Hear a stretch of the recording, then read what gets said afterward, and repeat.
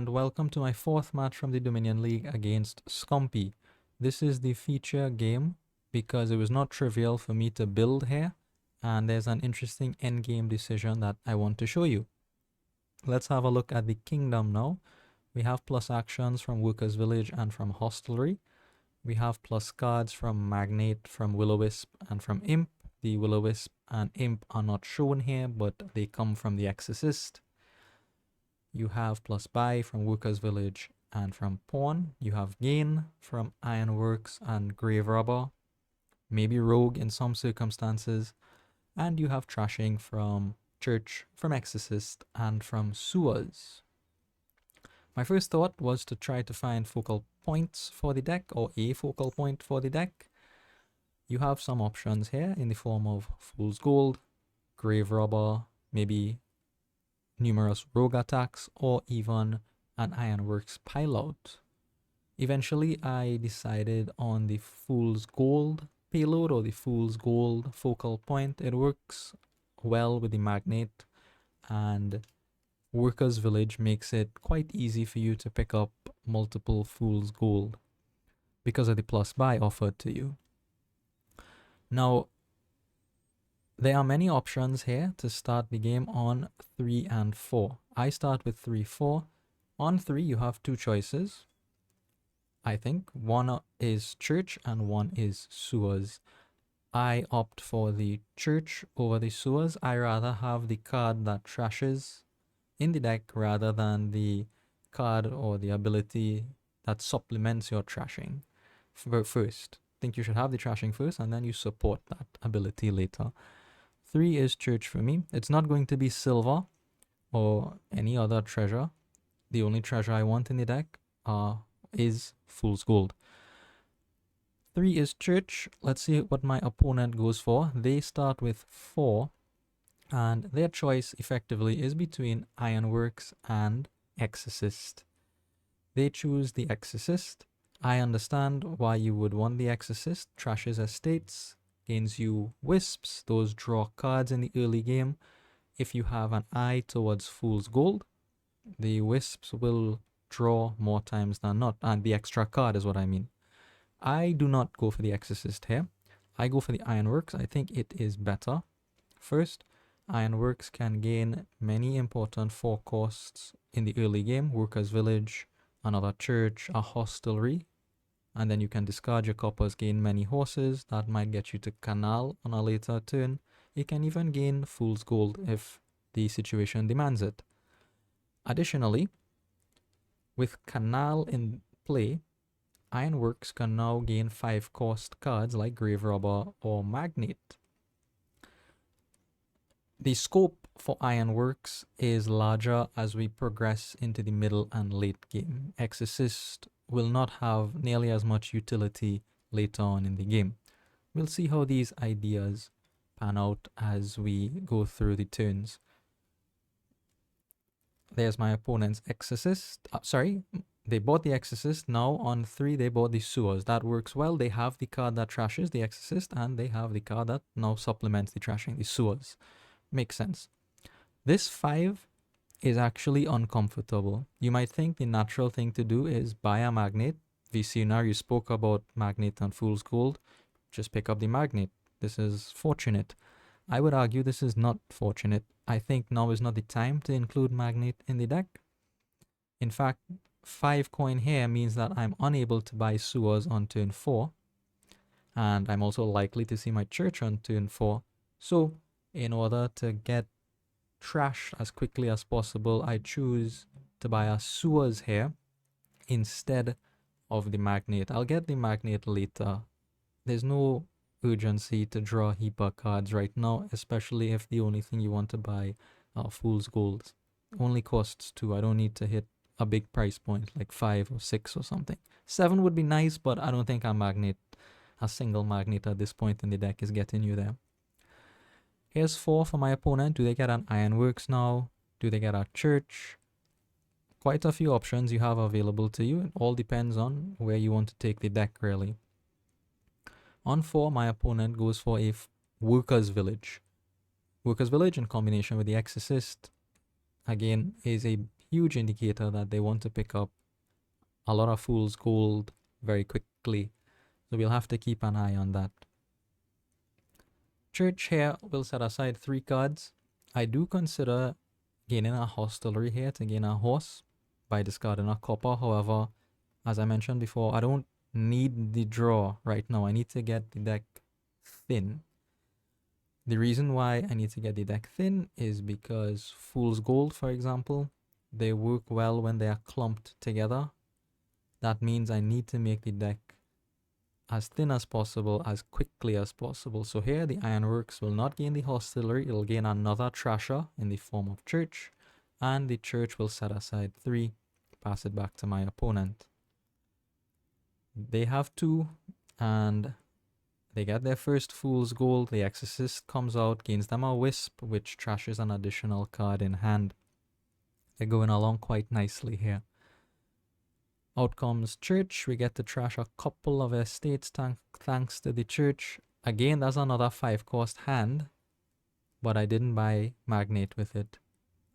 I don't think now is the right time for the Magnate. I might just draw cards dead, and the extra hand size isn't really helping me. What will help me is the plus buy from the Workers' Village. That'll help me because I can get potentially 2 Fool's Gold whenever I see that Workers' Village. Onto my opponent. Here's 5 for them. Now they get the Magnate. That makes more sense for them. They have the Village in the deck already to supplement it. So I understand getting the Magnate there for them. Here my Church is going to set aside 3 copper. And what is my Ironworks going to gain now? It's going to gain yet another Workers' Village. More buy means more potential to gain more Fool's Gold. Now is about the right time to include a Magnate in the deck, about now. And I'll have the money here because I stored a bunch of it in my Church. Workers' Village from my opponent, they gain another Fool's Gold and another Will-O-Wisp, trashing another copper. So they have 2 Wisps, they have 2 Fool's Gold, and they have a plus buy in the deck. I'm a little bit concerned here that I lose this Fool's Gold split. It's not the end of the game if I do, but it'll give my opponent a significant economic advantage. Church allows me to trash an estate and a copper. Here again the 5 is possible, but I say no thank you, I do not want the 5. Instead I'll put 3 copper away and I'll start in on the Fool's Gold. The Magnate pile will not run out, but the Fool's Gold pile, that might run. So I am focusing intently on that Fool's Gold pile. I'm already losing the split 2-1. My opponent has a good turn here, I'd say. It allows them to get a Workers' Village and another Fool's Gold. 3-1 in their favor for the Fool's Gold. Church keeps trashing 2 at a time thanks to the Sewers. Again here I can store 3 cards in the Church and still buy a Fool's Gold. 2 of them for me now. Here's my opponent's Magnate. Unfortunately, it drew dead. What they do here is pick up a hostelry, discard the remaining coppers in their hand to gain some horses. I was fine with that. They don't need the draw, they need the Fool's Gold. I was honestly expecting them to just buy a Fool's Gold there or a Canal, one of the 2, but they went for something different. Church keeps on trashing. Church has done excellent work for me here. I didn't need the Magnate right away as well because Church keeps so many cards out of the shuffle. 3 cards all the time for me so far. And every time the Church comes into play, I get to trash up to 2 cards. Here, I didn't trash 2 because I have plans for my money now. Fool's Gold is gained by my Ironworks. I don't need to gain anything else. I'm at the end of the deck here. And now the split is level 3-3. Church is not going to set aside all 3 copper here. Instead, it will only set aside 1 because I get up to 8. That allows me to get a Canal and a 4th Fool's Gold. So I'm feeling reasonably good about my position now. My deck needs draw. Now is the time it needs draw because I have all these Fool's Gold, all these plus buy, the Ironworks which can gain 5 costs, or what used to be 5 costs anyway. Now I need the draw. Now I need to see everything. So Magnate is high up on the priority list now. 5 for my opponent gets them another Fool's Gold, and they trash a couple more cards with their Wisp. I don't see any of my plus buy here, unfortunately. Had I seen plus buy, I would have won that Fool's Gold split 6-4. However, set aside 2 Fool's Gold, and I'm just going to buy the 5th. Can't do better than that. I expect my opponent to gain the 5th Fool's Gold here. They have an excellent hand for the Magnate. Draws 3 cards, I believe. And they are all the way through the deck here. 14 and 3 buys. Canal, Fool's Gold, and an Ironworks now. Great time to have the Ironworks just after purchasing the Canal. The Exorcist now doesn't do much for them, and I expected this to be the case. Just trashing a couple coppers. Here's Church. Gets rid of another copper for me. Workers Village will trigger the shuffle. That's fine. Most of, like, the only other cards in the deck are Fool's Gold. Here, I will use my Ironworks to gain a Magnate. Not going to set aside anything in this Church. Just get it in play so it stays out of the deck, really. We have 13 and 3 buys. Many choices now in the middle game. How do you build from here? Do you want to include additional focal points? A couple Grave Robbers maybe, or the Rogue Attack? The Rogue Attack doesn't seem particularly effective against my opponent. They have a deck with Wisps and Fool's Gold in it. So here we go for another Ironworks. Ironworks is going to gain a heap of cards for us. That is with a little bit of an angle towards the Grave Robber thing, but it'll also gain more Magnates for us critically. Another Workers Village just for reliability, and Province Time. I start on the end game. I have a little bit of a lead on my opponent here. My deck is a little bit thinner and a little bit more consistent as a result. I also have more gain in the form of the second Ironworks. I can do just a little bit more than my opponent, so I feel comfortable initiating the end game here. Let's see how my opponent responds. Hostelry into Workers Village into Wisp. They still have a horse. That's the last horse. I expect them to draw the entire deck here. The deck is good enough. Here's something neat that Ironworks can do. Gain a duchy to draw a card thanks to the Canal. So they were looking for the Magnate probably. They don't find it. However, they find all their Fool's Gold, and that's really what you're looking for. They get to Province, and I expect this to be a double Province turn. It is. I want to stop here and talk about Magnate for a little bit. In this instance, Magnate draws 3 cards because there are 3 treasures in hand. That is not great. That is about the same as Smithy. Not about the same. That's exactly the same as Smithy, and Smithy costs 1 less. So if you include Magnate in your deck, you're really looking to draw 4+ cards to get good value for your money. And you do have to think about what will my hand look like, how many treasures will be in my hand. For my case, Magnate is my only source of draw. So the first Magnate may not draw well. It will likely draw only 2 or 3 cards. However, the second Magnate, I don't have a second one yet, but I plan to get one, that will draw 4 or 5 cards.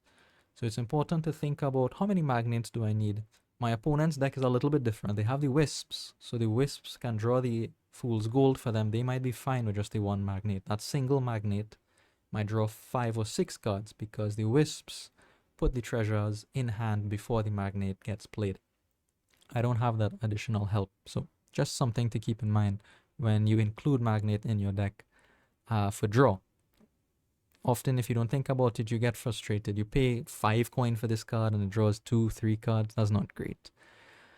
We get the 3 cards here from Magnate, and I will be able to draw all the way until the end of the deck, but only by using my Ironworks for duchy gains.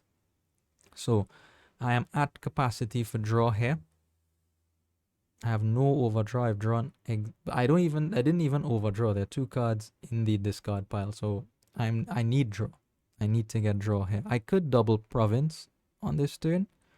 However, I choose not to for a couple of reasons. One is, I think my opponent has the potential to triple Province.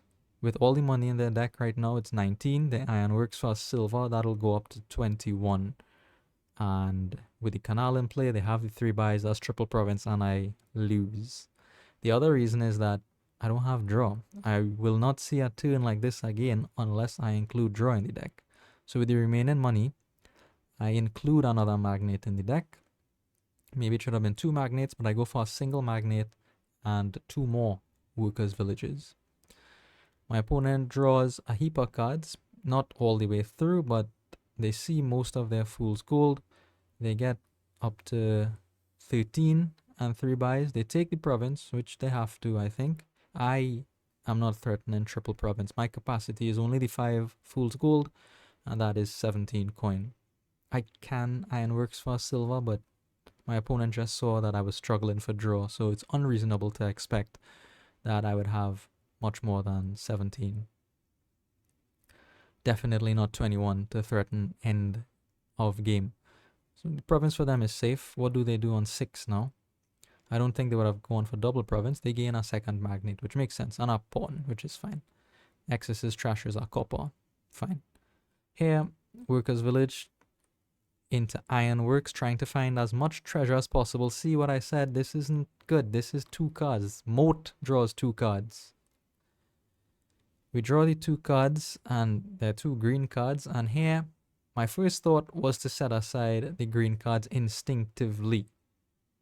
However, there's a better play. I'm happy I was able to think about this because I went against my natural pattern, my natural training. I set aside the treasure instead. The score situation is close enough to where I don't need to worry about taking a lead over my opponent. I was worried last turn about triple province from them, and I'm not worried now because I saw their magnet play on the turn prior. It means in these 5 cards and in the 1 remaining in their deck, there's no magnet in my opponent's deck. They have 2 if they manage to trigger the shuffle. Maybe they get there with the second magnet, but that is a chance I'm willing to take. I think it's reasonable to not count on my opponent hitting triple province from this start in hand is what I'm saying. The other reason for putting the treasure inside the church is because it's very likely that I have a village and a magnet in those 7 cards coming up. I know I have a second magnet coming, and I know I have a couple villages again. So barring some great act of God, I will have village and magnet on the next turn, and I'll have not just these 3 fool's gold in my hand, but where are the other 2 fool's gold? They're in those 7 cards as well. That single magnet will guarantee draw 5 cards. Huge hand, huge capacity, and maybe I could end the game. But you don't have money to end the game, VCUNAR. There's only 17 coin. That's what you told us just now, right? Wrong. I'm buying 4 coppers here, and that gets me to the 21 that I need to end the game on triple province. And the magnet will be able to draw all of those. With a good draw, of course. So here my opponent puts a 3rd magnet in the deck, trigger the shuffle, so they're going looking for that 3rd magnet. Do they find it? Workers, they don't find any of their magnets. That's a bit unfortunate, I will admit. However, they did not have the capacity to end the game. They didn't have the money. 21 coin, they don't have that. They have 18, I believe, at most. And I have the extra ironworks, I could gain more duchies, I have more buys than my opponent, and I just put a heap of copper in the deck. So even if they had all of their money here, I think I could have played around it. As is the case here, my opponent does go for the double province on the 14. They have to, and they have to hope that I stall. It is a definite possibility that I stall here.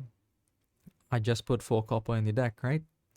There's no guarantee I see my second magnet. That could be at the bottom of the deck once I trigger the shuffle. Let's see how we go here. Workers, village, and magnet in hand as expected. Draws 5. There we go. There we go. Workers. Ironworks. We could draw and gain points with that. Couple of duchies and we find the second magnet. We draw everything. That gives us exactly 21. If triple province was still in, we would have been able to buy all 3. As it is, we don't need to. Just get the couple duchies required to take the lead and take the win in this game. Thank you for watching, and I'll see you in the next one.